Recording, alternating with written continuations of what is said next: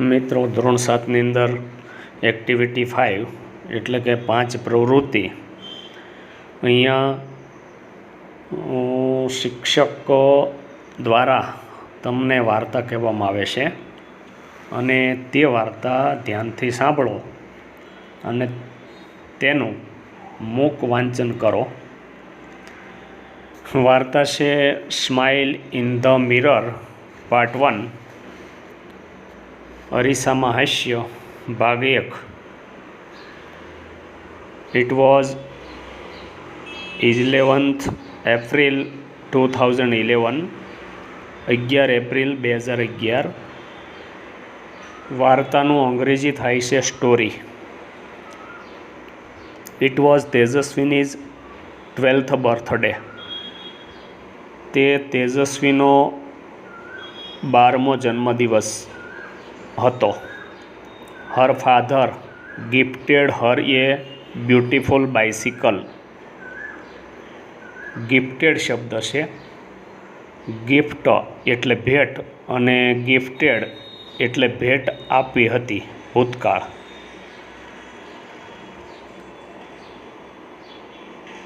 તેણીના પિતાએ તેણીને સાયકલની ભેટ આપી. It was A unique bike. Unique શબ્દનું ગુજરાતી થાય છે શાશ્વત. તો તે યુનિક એટલે કે શાશ્વત બાઇક છે. અહીંયા સાયકલ ભેટ તરીકે અપાય છે એટલે તેને બાઇક ગણવામાં આવ્યું છે. બ્લુ ઇન કલર, કલરની અંદર ભૂરો. એ સોફ્ટ સીટ, સોફ્ટ એટલે નરમ, સીટ એટલે બેઠક. એ લિટલ, લિટલ એટલે નાનું. બેલ, બેલ એટલે ઘંટડી. એ લિટલ બેલ, એક નાની ઘંટડી. And A rear view mirror, પાછળથી કોઈ આવતું હોય વાહન કે અન્ય વસ્તુ હોય તો આપણે આગળ જતા હોઈએ ચલાવીને ત્યારે પાછળ દ્રશ્ય જોઈ શકાતું હોય છે. એટલે રિયર એટલે પાછળ, મિરર એટલે અરીસો. વહેન જ્યારે તેજસ્વીની સો હર બાઇસિકલ, તેજસ્વીનીએ તેણીની સાયકલ જોઈ. સીનું ભૂતકાળ છે સો અને સો સ્પેલિંગ છે SAW. સો એટલે જોયું.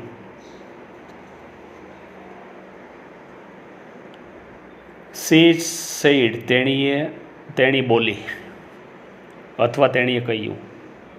વાવ, અરે. વાવનું અર્થ થાય છે અરે.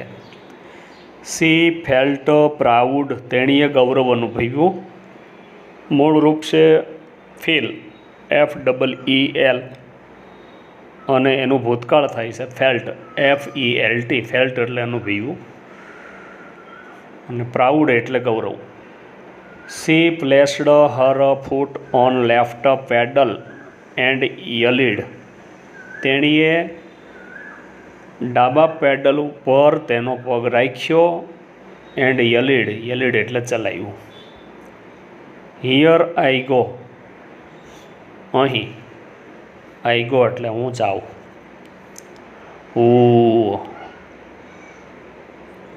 વાવ.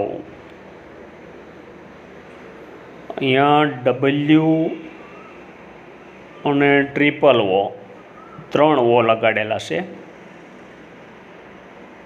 હાવ એવો અર્થ થાય. અને H પછી ટ્રિપલ O એટલે હાવ. આ પ્રકારનો અવાજ આવે છે. શી મૂવડ ફાસ્ટર એન્ડ ફાસ્ટર, તેણી ઝડપ અને ઝડપથી ચાલી અથવા તો ગઈ, સાયકલ લઈને ગઈ. C went to the river bank, river એટલે નદી અને બેંક એટલે કિનારો. વેન્ટ એટલે ગઈ, તેણી નદીના કિનારા પર ગઈ. She enjoyed riding the bicycle on these road path. Road પથનું ગુજરાતી થાય છે કાચો રસ્તો. એન્જોયડ આનંદ માણ્યો. રાઇડિંગ એટલે સવારીનો. ધ બાઇસિકલ તેણીએ કાચા રસ્તા પર સાયકલ સવારીનો આનંદ માણ્યો. She was riding at her top speed. તેણીએ તેની સવારીની અંદર મુખ્ય સ્પીડને પકડી. ટોપ છેલ્લામાં છેલ્લી, જેટલી ઝડપથી જવાય એટલી ઝડપથી ગઈ. Then she noticed a red button near the bell. ઘંટડીની નજીક લાલ બટન હતું, તેના પર તેણીનું ધ્યાન ગયું. નોટિસ્ડ ધ્યાન ગયું. શી વોઝ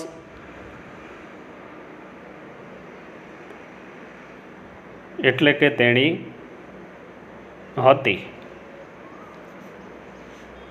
તેણીનું ધ્યાન ગયું હતું. વોટ વોઝ ધેટ તે શું હતું? શી પુશ્ડ ધ બટન તેણીએ બટન દબાવ્યું. લો એન્ડ બી હોલ્ડ આવું તેના પર લખ્યું હતું. લો એન્ડ બી હોલ્ડ થોભો ને રાહ જુઓ, અથવા તો અહીંયા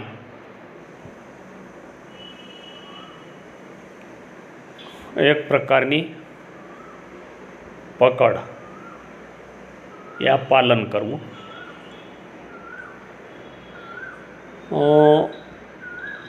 અથવા તો કોઈ એક વિષય પર ચીપકી રહેવું.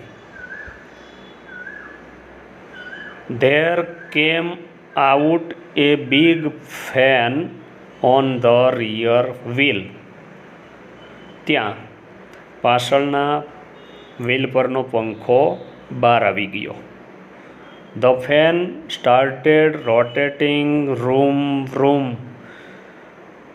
અને સતત રોટેટિંગ એટલે એક ધારું ઉપરાસ આપણી જે વસ્તુ થાય એને રોટેટિંગ કહેવાય. એટલે આ પંખો છે એનો અવાજ રૂમ રૂમ એવો શરૂ થઈ ગયો. ઇટ થ્રિલીડ તેજસ્વીની તેનાથી તેજસ્વીને રોમાંચ થયો. She pedalled the bicycle with full strength. તેણીએ પૂરી તાકાતથી પેડલ માર્યા. એન્ડ વોટ એ મિરેકલ અને ચમત્કાર શું થયો? The bike's front wheel rose from the ground. Ground એટલે જમીન, અને રોઝ રાઇઝનું ભૂતકાળ રોઝ, RISE રાઇઝ એટલે ઉગવું, અને રોઝ એટલે ઉગ્યું, પણ અહીંયા રાઇઝ એટલે ઉછળવું, અને એનું ભૂતકાળ થયું છે રોઝ એટલે ઉછળ્યું. આગળનું વ્હીલ ઊંચું થતું જમીન પરથી. And then the rear one અને પાછળનું વ્હીલ પણ ત્યાર પછી ઊંચું થતું હતું. The bike was flying. Bike છે ઉડતું હતું. નાવ એટલે હવે બાઇક ઉડવા લાગ્યું, એટલે કે સાયકલ ઉડવા લાગી. હવામાં ઉછળવું એટલે આમ ગાડી હવામાં ચાલતી હોય એવો અનુભવ થવો. શી પેડલ્ડ ફાસ્ટર એન્ડ ફાસ્ટર. તેણે ખૂબ જ ઝડપથી પેડલ માર્યા. The bicycle vent up end up. Cycle ઉપર ને ઉપર ગઈ. 3, 4, 5, 50 મીટર્સ. 50 મીટર્સ. 4, 3 એટલે 3, 4 એટલે 4, 5 એટલે 5 અને 50 એટલે 50 મીટર્સ. એટલે આમ 3, 4, 5 અને 50 મીટર ગઈ. She was થ્રિલીડ now. She was થ્રિલીડ તેણીને રોમાંસ થયો હતો. નાવ એટલે હવે. શી વોઝ ફ્લાઇંગ તેણી ઉડતી હોય તેવું થયું હતું. ઓવર ધ રિવર નદી ઉપર ઉડતી હોય એવો અનુભવ થયો. સી લુકડ ડાઉન, તેણી નીચે જોયું. ઓહ અરે, is that A kite in the river, શું નદીમાં પતંગ? ઇટ વોઝ એ બોટ, તે નાવ હતી, નૌકા હતી. બોટ એટલે નૌકા.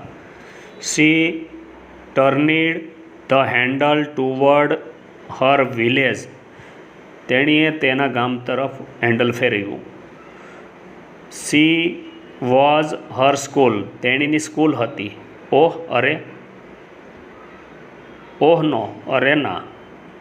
There are so many leaves on the trees, of the trees.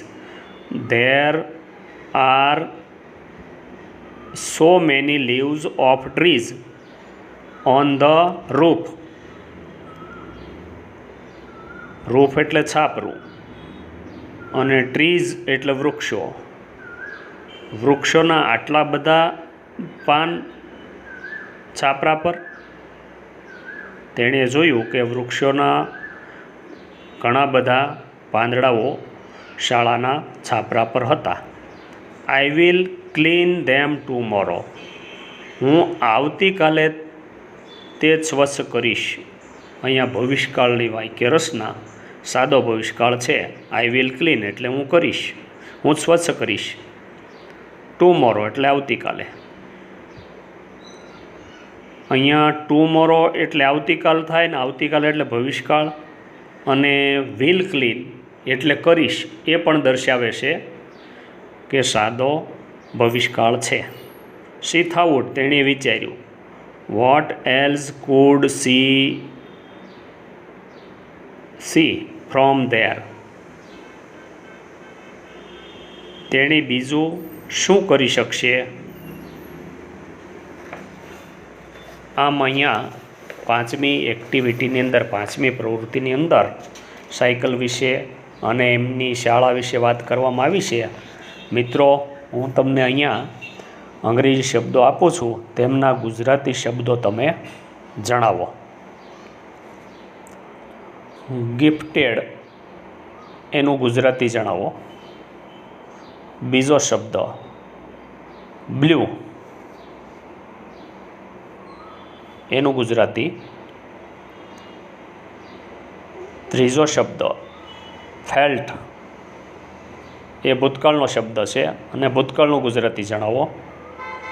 ચોથો શબ્દ પ્રાઉડ, પ્રાઉડનું ગુજરાતી જણાવો. અને પાંચમો શબ્દ છે ફાસ્ટર,